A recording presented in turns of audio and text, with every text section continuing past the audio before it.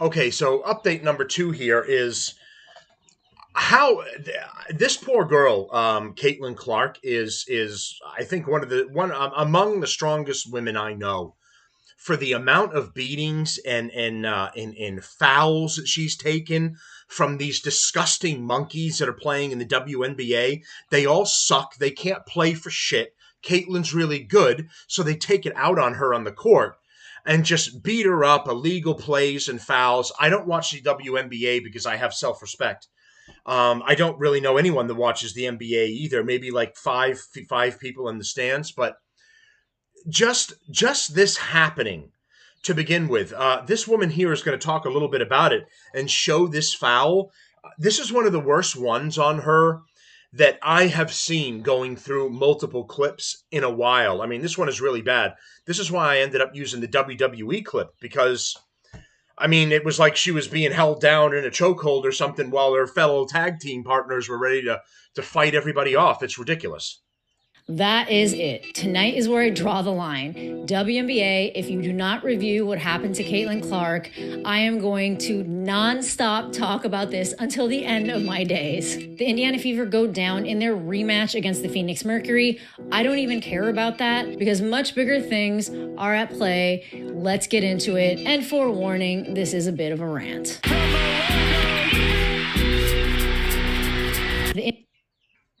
Were called ejections. It was just really high tense. You could cut it with a knife. Ergo, I expected this game to be called very tight whistle. Any player hits the floor, watch like a hawk. And in my lives, I do sometimes talk about there are two players in the league that I don't particularly care for, but I never want to say who they are because I want to be able to call their game fairly and acknowledge how good they are on the court. And I never will stop acknowledging that.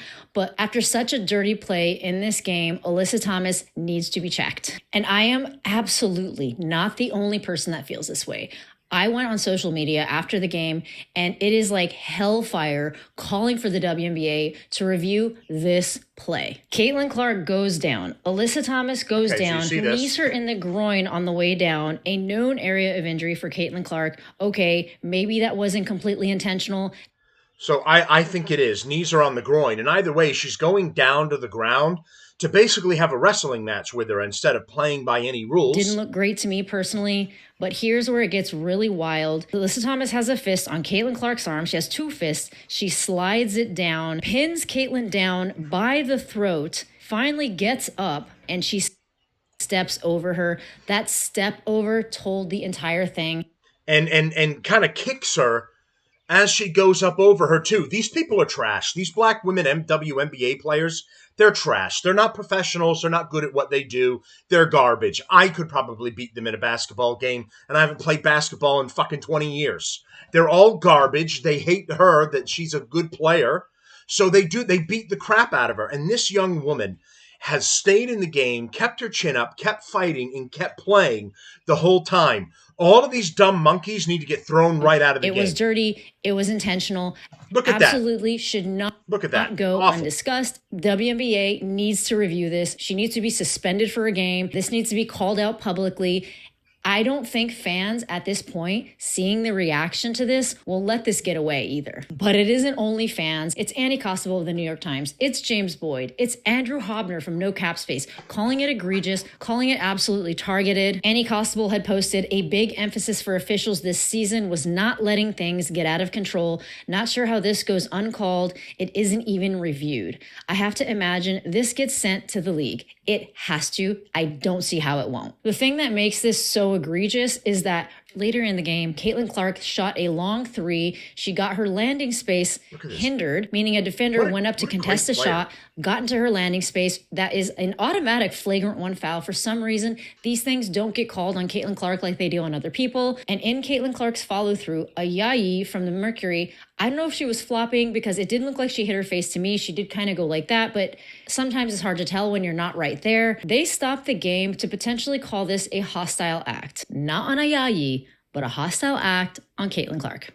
And people are just getting so sick of it. Caitlyn Clark came into the league. She turned it on its head. She brought in all these eyes. She made the WNBA the spectacle that it is today. She turned so many eyes to other teams. Now, a lot of Fever fans are fans of the Mystics. A lot of Fever fans have been fans of the Golden State Valkyries. I don't even think there would be a Golden State Valkyries if in 2024 Caitlyn Clark had not stepped into the league. And I'm sorry if it sounds like I'm glazing her or I'm a Clarkie or whatever, but this is just plain and simple statistics. And when you let the star player of the league get mauled like this, and when you review plain and simple follow-throughs as a hostile act, and then let something like this, and these jealous bitches are end just up going out in the third quarter not to return. Nobody had mentioned it on the broadcast until way, way, way later. The reasoning is that she went out with a back injury. And if you look at Caitlyn Clark's fall when her landing space was hindered, and look at that return. Come here for a minute. I certainly do. Caitlyn Clark did end up going out in the third quarter not to return. Nobody had mentioned it on the broadcast until way, way, way later. When they go over to her, look at her holding it together, keeping her dignity, trying not to show weakness and trying not to show pain when she's walking out, when she's clearly in pain, because another one of those talentless hack monkeys had knocked her down to foul her again. The reasoning is that she went out with a back injury. And if you look at Caitlyn Clark's fall when her landing space was hindered, she does grab her back. So there are a lot of assumptions that it could have come from that. But this was like a straw that broke the camel's back for me. I posted this to Twitter today. Knee to the groin, fist to the throat, then stepped over. WNBA, review this dirty and Shouldn't that is the review. first time That dumb I have cunt ever should be kicked actually out of the league. cursed on X. I try not to Fuck do it the very review. often. I do it sometimes in life, but drastic measures, people. Stephanie White did address the situation in the post-game interview, and here's what she said. I heard about it at halftime. I brought it to the attention of the officials at halftime. Yet we still had 11 fouls in the fourth quarter to their 2. Wow. Egregious and utterly disrespectful. You're coming in here aware of what happened 2 nights ago? And that shit still happens? And the reckless closeout that they actually review? Thank you. And the foot still comes down on top of the defender's foot that wasn't upgraded? Absolutely disrespectful. Egregious. We have a generational talent and a WNBA superstar who had 2 cheap shots right there that weren't called. And I just say again, absolutely unacceptable. Oh, dang, okay. And I still say the one thing that we keep asking for is consistency. She is not called the same way everybody else is called. Nope.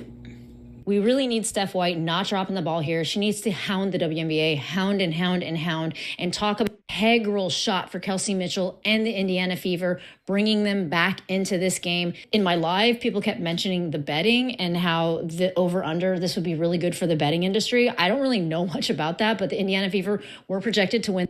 So just in conclusion, because I can't listen to any more WNBA talk or I'll nod off, but it's kudos to Caitlyn Clark for everything that she's going through. She could have said, due to multiple injuries, I have to leave, which is exactly what all those other bitches want. They want her gone because she's upstaging all of them because they're black and they still suck at basketball. So they're trying to take out the white girl who's really good so that they can be the stars because they'll be the leftover shitbags that are the only ones that can play to any degree at all. It's disgusting what she's going through.